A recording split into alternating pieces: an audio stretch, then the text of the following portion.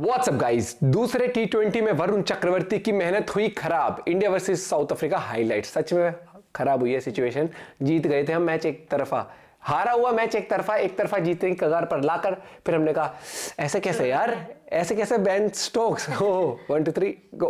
दोस्तों, ये क्रिकेट की दुनिया में क्या हो रहा है कुछ समझ में ही नहीं आ रहा है भाई। यहाँ पे क्या हो रहा भाई? नमस्कार, मैं हूं रौनक। रणतंत्र देख रहे हैं आप। न्यूजीलैंड वाले जब श्रीलंका गए थे बुरी तरह से मैच हार गए थे, लेकिन जब वापस इंडिया आए तो हमें पेल के चले गए। अब वापस श्रीलंका गए हैं और टी20 सीरीज खेल रहे हैं तो वहां फिर हार रहे हैं। इसी तरह पूरे साल घंटे की तरह बज रही पाकिस्तान पहले अपने घर पर बेसबॉल वाली इंग्लैंड को पेल देती है और अब ऑस्ट्रेलिया जाकर ऑस्ट्रेलिया के खिलाफ सीरीज भी जीत गई।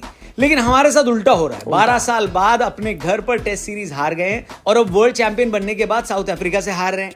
जो टीम चोक होने को तैयार बैठी है उसे चोक नहीं कर पा रहे हैं।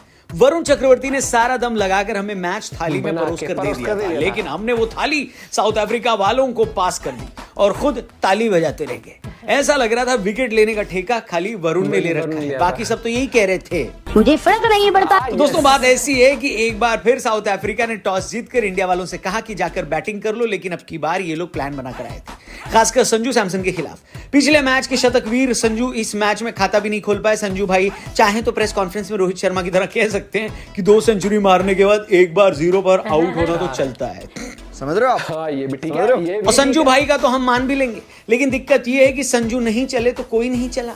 अभिषेक शर्मा का तो काफी टाइम से खराब चल रहा है। कल भी भाई सिर्फ एक चौका मारकर आउट हो गए। अब ये बात तो सबको पता है कि युवराज सिंह अभिषेक शर्मा को ट्रेन कर रहे हैं, लेकिन जिस हिसाब से अभिषेक की फॉर्म लगी हुई है उस हिसाब से युवराज को थोड़ा साइड में आ जाना चाहिए और अपने पापा योगराज सिंह को उन्हें सौंप देना चाहिए। शायद अभिषेक शर्मा की फॉर्म वापस आ जाए। लेकिन अभिषेक क्या, बाकी भारतीय बल्लेबाजों ने कौन सा तीर मार लिया बताओ? अक्षर पटेल हो या तिलक वर्मा, कोई भी साउथ अफ्रीका की गेंदबाजी के सामने कंफर्टेबल नहीं नजर आ रहा था। लेकिन हार्दिक भाई ने तो हद कर दी।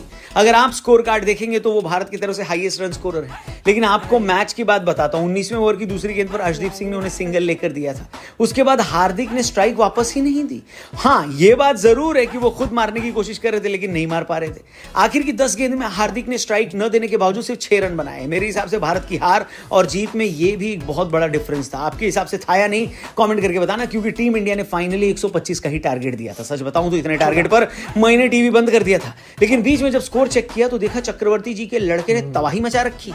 एक छोटे से टारगेट का पीछा करते हुए साउथ अफ्रीका फिसल गई थी, क्योंकि उनका सामना हो गया था वरुण चक्रवर्ती से, जो जब से टीम में वापस आए हैं सामने वाले बल्लेबाजों को सांस लेने का भी टाइम नहीं दे रहे हैं। कल भी उन्होंने आते ही शुरू कर दिया, पहले ही ओवर में विकेट लिया और फिर ऐसा सिलसिला चलाया कि भाई साहब एक बेजान मैच में भी जान आ गई। अचानक से मुझे लगने लगा कि शाहरुख इतने लकी हैं कि इतना बेहतरीन गेंदबाज उनको सिर्फ 11 करोड़ में मिल गया, जिसने हैदराबाद के 23 करोड़ वाले बल्लेबाज को शोपीस बनाकर रख दिया है।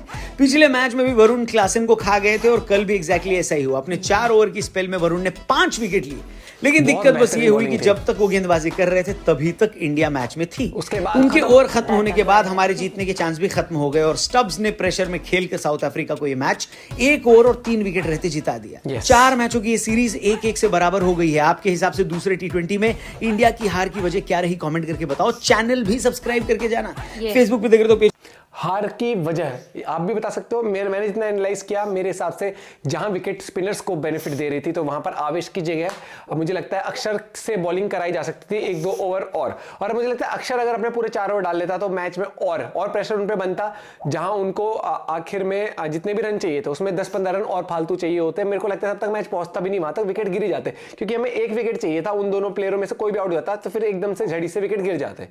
यही सिचुएशन थी। और कल हाँ, सूर्या की कप्तानी मतलब टू द मार्क नहीं थी। और कोई भी बड़े से बड़ा कप्तान हो भैया, टू द मार्क तो किसी की भी 100% नहीं रह सकती है। चाहे धोनी हो, चाहे रिकी पॉन्टिंग था, चाहे क्लार्क था, चाहे आज अगर हम बात करते हैं धोनी की भी या फिर कोहली की, रोहित की, तो सब 100% नहीं होते डिसीजन। यही डिसीजन आपको सिखाते कि आगे की इस सिचुएशन में आप दोबारा पढ़ते तो आपको कैसे क्या सोचना है कि जब एक माहौल बना हुआ है स्पिनर को लेकर, वो इतना सही नहीं खेल पा रहे तो स्पिनर डालो।